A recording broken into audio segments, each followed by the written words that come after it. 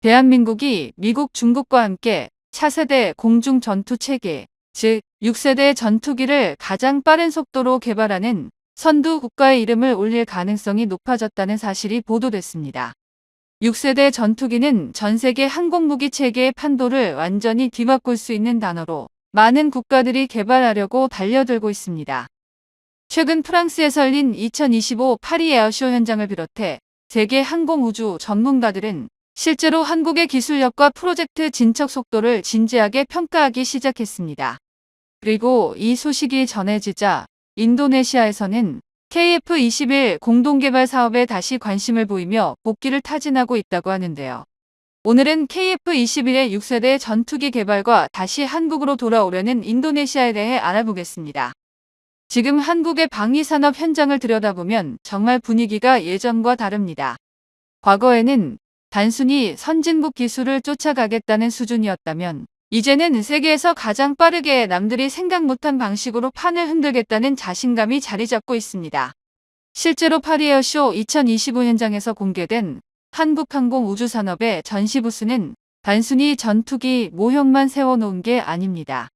이곳에서 한국은 KF-21, FA-50 같은 현존 전투기와 더불어 미래의 무인 전투기 이른바 유카브라는 신개념 전투 드론 그리고 이 모든 것을 실시간으로 연결하는 통합작전 시스템까지 선보였습니다. 여기서 중요한 포인트가 바로 유무인 복합체계라는 개념입니다. 이건 쉽게 말해 기존 전투기 한 대가 혼자 전장에 나가는 게 아니라 수십 대의 무인기와 완전히 팀을 이루어서 작전을 수행한다는 것입니다. KF-21 유인기는 지휘관 역할을 하고 무인기가 방패가 되기도 하고 창과 같은 무기와 정찰 교란 등 다양한 임무를 맡게 되는 셈입니다. 이렇게 되면 적 입장에서는 도저히 대응이 불가능한 완전히 새로운 양상의 공중전이 벌어지게 됩니다. 그리고 여기서 한국이 특별히 주목받는 이유는 바로 속도와 실행력입니다. 사실상 전 세계가 5세대 전투기 개발에 허덕이고 있을 때 한국은 이미 4.5세대에서 5세대로 자연스럽게 넘어가고 있었고 KF-21은 설계 단계부터 5세대 확장성을 내다보고 만들어진 기체입니다. 단순히 지금 당장 쓸 무기를 만드는 게 아니라 아예 미래의 작전 환경을 상정해서 기본 구조와 소프트웨어를 짰다는 뜻입니다. KF-21에는 향후 무인 편대 제어, 인공지능 파일럿 차세대 스텔스 그리고 위성 기반 초연결 네트워크까지 탑재할 수 있는 여유, 공간과 인터페이스가 이미 마련되어 있습니다. 겉으로는 평범한 5세대의 전투기처럼 보이지만 내부는 언제든 6세대 기술로 업그레이드가 가능한 일종의 모듈식 플랫폼이라는 것입니다. 원래 전투기 개발에서 가장 시간이 오래 걸리는 건 엔진과 레이더, 그리고 항전 장비 소프트웨어 개발입니다. 전통적으로 해당 기술들은 미국이나 러시아, 유럽 등 몇몇 국가 정도만이 독자적으로 만들 수 있는 영역이었습니다. 그런데 최근 카이와 국내 방산기업이 협업해서 실제로 AI 기반 전투기 임무 제어, 소프트웨어의 지능 진화 알고리즘을 단기간에 완성했습니다. 이게 어떤 의미냐면 전투기가 실제 전장 데이터를 받아들이면서 스스로 작전 방식을 바꾸고 파일럿의 스타일까지 분석해서 최적의 공격 회피 시나리오를 실시간 생성할 수 있는 시스템입니다. 이미 모의 훈련 시뮬레이터에서 미공개 AI 파일럿이 인간 조종사에게 연승을 거두는 실력을 발휘하기도 했습니다. 그런데 한국은 지상에서 전투기를 제어하는 인공지능 통제센터 그리고 인공위성 기반 초연결 통신망까지 동시에 실험하고 있습니다. 이건 단순히 비행기 한 대를 잘 만드는 걸 넘어서 공중 지상 우주가 실시간으로 하나의 거대한 네트워크로 묶이는 진정한 의미의 6세대 공중 전투체계의 초석이 되는 기술입니다. 우리나라가 단기간 내에 6세대 대열에 합류할 수 있는 가장 큰 이유는 바로 유연한 전략에 있습니다. 핵심 기술을 모두 국산화하는 게 장기적으로는 이상적이지만 현실적으로는 시간과 비용 그리고 기술 장벽이 만만치 않습니다. 그래서 카이는 내부적으로 목표한 기술을 보유한 나라와의 협력이 가장 빠른 길이라고 밝히기도 했는데요. 실제로 AI 소프트웨어 일부와 엔진 시제 개발은 이미 미국, 유럽, 이스라엘 등 해외 최고 수준의 파트너들과 공동 연구를 진행하고 있습니다. 이 과정에서 기술 유출 우려도 분명 존재하지만 한국이 확보한 가격 경쟁력과 빠른 적용력은 전 세계 방산 시장에서 독보적이라는 평가를 받고 있습니다. 결론적으로 한국은 미국, 중국 같은 초강 대국과는 방식이 완전히 다릅니다. 막대한 예산이나 인구가 아니라 빠른 의사결정, 뛰어난 IT, AI 역량, 그리고 현장에 바로 적용되는 실전 감각이 강점입니다. 사실 세계 군사기술 역사를 보면 패권을 가진 국가는 항상 가장 빠르고 유연하게 새로운 전장 환경을 주도했던 나라였습니다. 20세기 중반이 F-15, F-16으로 하늘을 평정했던 것도 단순히 기술 때문이 아니었죠. 미래를 먼저 고려하고 한 발 빠르게 개발했었던 선구안이 있었기 때문입니다.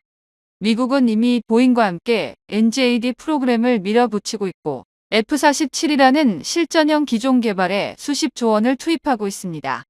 미국은 중국이 기습적으로 공개한 젠36 전투기로 인해서 6세대의 전투기 개발을 앞당기기로 했는데 트럼프 대통령은 F-47로 명명된 차세대 전투기 계약을 승인하면서 2030년대 중반 취역을 목표로 공중 전력을 확보하려고 노력 중입니다.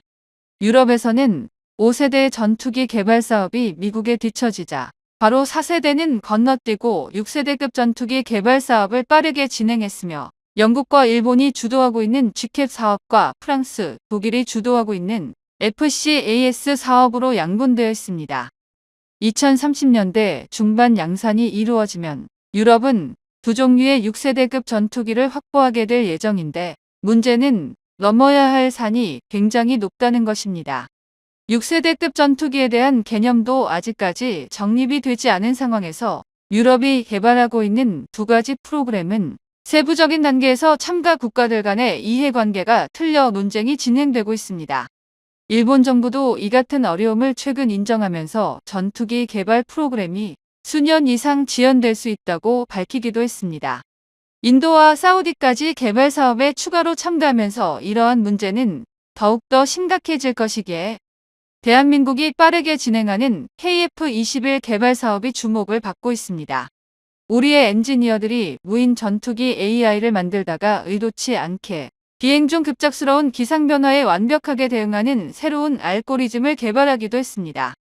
원래 이 기술은 무인기 제어에만 쓸 생각이었는데 이게 유인기까지 적용되면서 전체 전투 체계가 한 단계 업그레이드되는 돌발 혁신이 이루어진 계기가 됐습니다. 그리고 전 세계에서 이런 사례는 실제로 여러 번 있었습니다. 즉 계획된 혁신보다 실전에서 얻는 우연한 발견과 빠른 적용이 지금의 한국 항공 우주 기술을 세계 최정상 반열로 끌어올렸다는 겁니다. 한편 인도네시아는 원래 한국과 함께 KF-21 공동개발 파트너였으나 분담금 미납과 기술 이전 문제 등으로 갈등이 심화되어 사업에서 사실상 이탈했습니다. 이후 인도네시아는 프랑스산 라팔 전투기를 비롯해 터키의 차세대 전투기 칸을 도입하기로 계약하며 터키와의 협력을 강화했습니다. 터키는 인도네시아의 생산시설과 기술 이전을 적극 약속했고 이슬람권 국가 간의 정치 외교적 친밀감도 작용했는데요. 최근 인도네시아 내부에서는 자신들이 도입을 추진하던 라팔의 도입 비용과 유지비가 매우 높고 최근 국제교전에서 격추 소문이 돌면서 기체 성능에 대한 불신이 커졌습니다. 또한 터키칸 전투기는 아직 기술 완성도가 부족하고 엔진 국산화와 스텔스 기술 등에서 불확실성이 크다는 점도 인도네시아 내부에서 문제로 지적되고 있습니다. 결국 인니는 라팔 도입 계약을 축소하거나 일부만 진행하는 방안을 검토하면서 KF-21 공동개발 복귀를 내부적으로 진지하게 논의 중입니다. 인도네시아 의회와 군사 전문가들은 라팔 대신 KF-21에 더 투자하는 것이 낫다는 의견을 내고 있습니다. 하지만 이미 KF-21은 인도네시아라는 불안정 요소를 배제시켰고 그와 동시에 영국에서 엔진 공동 개발을 하자고 요청이 온 만큼 KF-21은 더 이상 인도네시아와의 협력은 없어져야만 할 것입니다. 현재 6세대급 전투기는 우리보다 빨리 선도하는 국가들이 있습니다. 하지만 한국이 선점한 유무인 복합 전투체계 그리고 AI 파일럿 초연결 통신 플랫폼 등은 단순한 옵션이 아니라 미래 공군력의 필수 요소로 자리 잡고 있다는 사실 꼭 기억하셔야 합니다. 물론 아직 넘어야 할 산도 많습니다. 특히 인공지능의 완전한 신뢰성 확보는 꾸준히 제기되는 문제일 것입니다. 또 신형 엔진의 국산화도 해결하기 어렵습니다. 미래형 스텔스 기술의 최적화도 후발주자입니다. 하지만 현재까지의 속도와 성과를 볼 때 이 정도 난관은 충분히 극복 가능하다고 봅니다. 특히 개발진들이 실제로 실전 데이터를 빠르게 반영해 시스템을 업데이트하는 과정을 보면 기존 강대국들보다 훨씬 효율적이고 실전에 강한 구조라는 걸 한국이 증명하고 있습니다. 현재 한국이 안고 있는 유일한 과제는 바로 AI와 차세대 엔진입니다. 이 두 가지는 개발 속도가 빠르더라도 반드시 시간이 필요한 분야입니다. 하지만 한국은 이미 해당 분야에서도 두각을 드러내고 있으며 KF-21이 미국 유럽의 동급 기체보다 훨씬 더 저렴한 가격 경쟁력을 갖췄다는 점은 세계 각국이 주목하는 이유가 되고 있습니다. 대한민국 방산기술력에 전 세계가 놀라고 있습니다. 우리 한국이 F-35 전투기와 똑같이 만들어내는 기술력을 보유해 화제가 되고 있는데요. 미국의 F-35 전투기는 현존하는 전투기 중에서도 F-22 랩터 다음으로 강력한 성능을 가졌으며 오히려 일부 기능에선 F-22보다도 앞서 있습니다. 대표적인 5세대 전투기인 F-35를 한국에서 만들었다는 게 다소 의아해할 수 있는데요. 우리 대한민국에서 개발한 건 바로 F-35 전투기를 똑같이 닮은 기만체, 즉 더미를 개발했다는 소식이 돌면서 전 세계 군사 시장이 요동치고 있습니다. 겉보기만 똑같이 만드는 수준이 아니라 열신호나 레이더 반사, 면적까지도 정교하게 구현해 적의 고성능 정찰 및 표적 추적 시스템을 완벽히 소개 가능성이 상당히 높아 보인다는 게 핵심 포인트입니다. 해외 언론뿐 아니라 중국 매체들까지도 소식을 전하며 한국이 제대로 된 기만체 기술을 확보했다라고 평가하고 놀라워하고 있습니다. 그런데 이런 기만체를 개발해내는 기술력이 왜 대단한지 이해가 안 되실 수도 있는데요.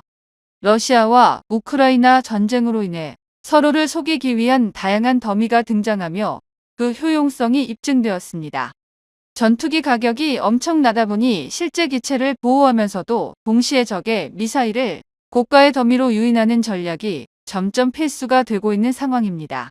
문제는 예전처럼 나무 합판이나 풍선 정도만으로는 적의 열영상이나 레이더 탐지를 완벽히 따돌리기가 점점 어려워진다는 겁니다. 그런데 우리나라 방산업체가 이번에 개발한 F-35 기만체는 기존 풍선형 더미에 비해 상당히 체계적입니다. 내부에 모터와 열공급 장치가 탑재되어 열신호와 형상을 진짜처럼 구현할 수 있으며 심지어 전개 속도도 무척 빠르다고 할 수 있는데요. 특히 부피도 줄어든 상태로 운반 후 현장에서 버튼만 누르면 펼쳐지는 구조라 소규모 병력만으로도 운용 가능하다는 점이 핵심입니다. 또한 어설프게 페인트만 칠한 캐노피가 아니라 반투명 필름이 빛을 받아 은은한 반사를 일으키는 방식이라니 이 정도면 어지간한 적 정찰기는 물론 첨단 감지 장비를 장착한 무인기에게도 결코 허술해 보이지 않을 것 같습니다. F-35 더미를 내부적으로 개발하는 과정에서 시험 삼아 실제 F-35 운영부대 근처에서 표적 신호를 재현하는 시뮬레이션을 했다는 비화가 있습니다.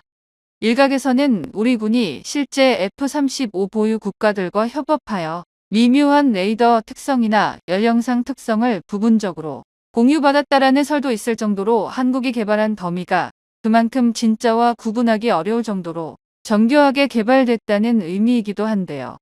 사실 많은 나라들이 고가치 전투기의 실루엣부터 열신호 레이더 반사 패턴에 정보가 은폐된 상태에서 정교하게 흉내내는 것은 현실적으로 불가능합니다. 물론 방산 분야에서는 지극히 민감한 정보라도 일부분은 공개가 제한적으로 진행되고 있지만 전투기는 사실상 관련 정보를 얻는 것은 거의 불가능에 가깝습니다. 전투기가 가진 저피탐 설계, 특성 즉 스텔스 형상을 기만체로 구현하는 것 자체가 사실 보통 일이 아닙니다. 적레이더에 탐지되는 반사 면적인 아시즈를 진짜 F-35와 유사하게 만들려면 재질, 구조, 내부 프레임 그리고 표면 도장 기술 모두가 섬세하게 조율돼야 하는 것은 당연합니다. 그런데 스텔스기는 1:1 크기로 만들어야 대충 비슷해 보이겠지만 레이더 반응도 꽤나 근접해야 의미가 있기 때문에 대한민국의 방산업체가 개발한 것에는 비용과 공정이 상당히 복잡했을 것으로 예상될 정도입니다. 그런데 여기서 끝나는 게 아니라 열영상 역시 인체공학적인 동체구역을 어느 정도 재현하고 엔진 부분에 해당하는 곳에서 뜨거운 공기나 열을 발생시켜야만 진짜로 착각하게 만들 수 있으니 이건 엄청난 도전이었을 것입니다. 그럼에도 불구하고 한국의 방산업체가 불가능할 것 같은 그 도전을 해냈다는 것입니다. 심지어 방산 대기업도 아닌 중소기업이 해냈다는 것인데요. 가까운 미래에 F-35 전투기를 도입하거나 이미 운영 중인 국가들에게는 상당한 메리트로 자리 잡을 수 있습니다. 그러니까 폴란드나 노르웨이, 핀란드 등지에서 강력한 구매 의사가 타진될 수 있다는 의미이기도 합니다. 러시아의 장거리 정밀 타격 위협에 노출된 국가 입장에서는 실제 F-35를 보호하면서 동시에 적을 헷갈리게 만들 기만체가 있다면 못 살 이유가 없기 때문입니다. 가성비도 상당한 것으로 알려져 있어 말 그대로 F-35의 기만체계에서는 가장 탑티어의 제품으로 자리 잡을 예정입니다. 그런데 이런 기만체계가 왜 필요한지 정확하게 짚고 넘어가야만 하는데요. 가장 큰 이유 중 하나는 바로 4.5세대 이상 전투기들이나 고성능 미사일의 표적 선택 시스템이 점점 AI 기반으로 바뀌고 있기 때문입니다. 과거엔 단순한 열영상이나 레이더 신호를 읽고 표적을 식별했다면 요즘은 알고리즘이 여러 파장대를 종합 분석하여 이게 진짜인지 가짜인지를 분별해내려 합니다. 따라서 기만체도 그 수준에 걸맞게 진화하지 않으면 안 되는 상황까지 발전했는데요. 그리고 한국의 중소업체가 바로 그런 AI 시대 기만체를 먼저 제시하면서 세계 시장을 선도했다는 것이 놀라운 것입니다. 그러니 중국 매체에서도 긴장할 수밖에 없는 것입니다. 이미 중국은 대형 풍선 형태의 기만체를 세계 여러 나라에 수출해온 경력이 있고 북한도 아마 중국산 기만체를 보유해 있을 가능성이 큽니다. 유사시 한미 연합공군의 공격을 혼동시키기 위해 기만체를 전선에 배치해두는 전술을 적극 사용하고 있습니다. 이들이 이번 한국산 더미 소식을 예의주시할 수밖에 없는 것입니다. 게다가 대한민국이 이제 기만체 기술뿐만 아니라 전투기 자체 역량도 서서히 쌓아가고 있기 때문에 중국으로서는 한국이 기만 전술에서까지 우리를 앞서가면 안 된다라는 경계심을 드러내는 겁니다. 이번 더미의 빠른 설치와 이동이 가능하다는 점, 그리고 레이더 형상 광학 장치를 복합적으로 속일 수 있다는 점은 현대전에서 중요한 가치를 지닙니다. 예를 들어 전시에 실제 F-35 출격 횟수보다 더 많은 허수 기록을 남겨서 적에게 혼란을 유발할 수도 있고 때로는 민감한 지역에 더미를 일부러 배치해 미사일을 낭비하게 만들 수도 있습니다. 가격이 다소 비싸다고 해도 실제 전투기 가격에 비하면 훨씬 저렴할 테니 국가 차원에서는 꽤 합리적인 투자가 될 수밖에 없습니다. 이처럼 대한민국의 방산 기술력이 점점 발전함에 따라 땅을 치고 후회하는 국가가 있습니다. 바로 인도네시아인데 인도네시아가 KF-21 사업을 벌이고 튀르키예의 칸 전투기 개발 사업에 참가하기로 전격 결정한 가운데 UAE 사령관이 KF-21 전투기에 탑승하는 모습을 보여주자 충격에 빠졌다고 전했습니다. 그동안 인도네시아는 KF-21 분담금을 납부하지 않아 우리 국민들에게 많은 심려를 끼쳤던 전적이 있는 만큼 국제적으로 신뢰도가 뚝뚝 떨어졌는데요. 그런 인도네시아에서 이번에 미국을 상대로 뒤통수를 쳤다고 합니다. 2023년 인도네시아가 미국 보잉사의 F-15EX 최신형을 도입하고자 계약을 했는데 최근 계약금을 납부하지 않아 계약 자체가 파괴될 수도 있다고 합니다. 인도네시아 언론들은 미국이 자신들에게 30%가 넘는 무역 관세를 부과할 것으로 알려져 전투기 사업을 취소할 수 있다고 표면적인 이유를 밝히고 있지만 지금까지 1년 반 이상 시간이 지났음에도 사업 진행을 위한 자금을 전혀 투입하지 않았던 것입니다. 이를 두고 미국 보잉사에서는 한국에 이어 두 번째 피해자가 자신이라고 했는데요. 보잉은 항공산업 위기로 인해 방산 분야 매출을 확보해야 하는 상황이기에 24대 도입을 결정했던 인도네시아에게 구매 계약을 이행할 것을 재촉하고 있습니다. 당장 실적을 채우기 위해서는 인도네시아와 체결한 전투기 사업이 본격적으로 추진되어야만 가능해졌으나 인도네시아에서는 프랑스산 라팔 전투기 사업에 현금을 3차례에 걸쳐 모두 투입했습니다. 그렇기에 재정이 바닥난 상태로 특별 자금을 편성하는 것이 어려워 미국과 체결한 계약을 파기하기 위해서 관세를 핑계로 계약 취소를 노리고 있는 것입니다. 전투기를 생산하려면 계약금이 몇 차례에 걸쳐 지급되어야 하며 중도금과 잔금이 들어와야만 주문한 물량이 배송되는 시스템으로 한 대의 전투기를 양산하는데 오랜 시간이 걸리기 때문에 수천 개의 벤더사들에게 새로운 전투기 양산에 필요한 수십만 가지 부품을 미리 주문해야 하기 때문에 계약금 납입은 필수적입니다. 그러나 인도네시아는 지금까지 자금을 납부하지 않고 있기에 미국 보잉사에서는 난감해하고 있는 것입니다. 한편 최근 KF-21의 UAE 공군 사령관이 직접 전투기에 탑승해 시험 비행까지 진행하는 모습이 나오자 인도네시아에서는 뒤늦게 후회를 하고 있다고 합니다. KF-21 전투기가 중동 국가에 수출될 것이 분명해 보이자 자신들의 공동개발국가 입지가 흔들리고 있기에 분담금을 입금을 하고는 싶으나 주문해둔 라팔 역시 도입을 위한 자금을 준비해야 되며 미국에서도 계약금을 내놓으라고 압박을 하고 있기에 문어발식 계약의 최후가 점점 보이고 있습니다. 대한민국으로서는 돈도 없는 인도네시아를 빠르게 쳐내고 UAE나 말레이시아, 필리핀과 협력하는 것이 현명한 선택으로 보입니다.